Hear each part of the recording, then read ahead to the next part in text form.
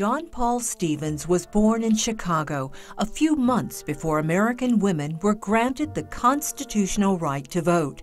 90 summers later, he concluded his service on the U.S. Supreme Court, an acclaimed champion of individual and minority rights.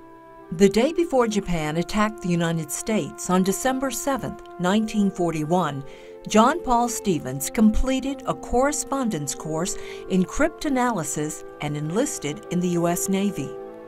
Unlike Japanese-American linguists working secretly in the U.S. Military Intelligence Service, Stevens did not know Japanese.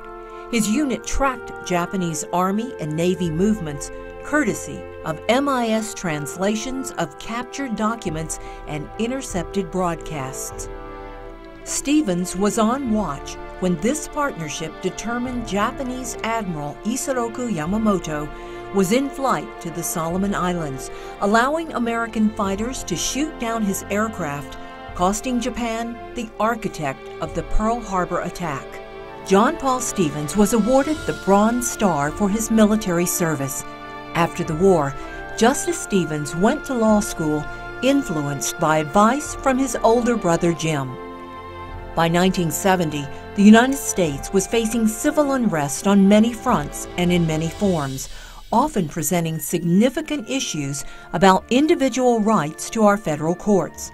It was at this time, after years in private practice, that Justice Stevens joined the Seventh Circuit U.S. Court of Appeals. 5 years later, President Gerald Ford nominated Stevens to the United States Supreme Court. Stevens was confirmed 98-0 in the United States Senate.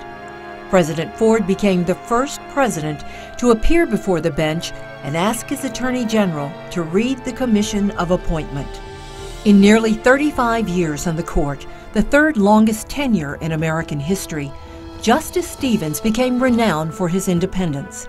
Stevens wrote more dissents than anyone else in the court's history, knowing that future justices rely on dissents for their context and content.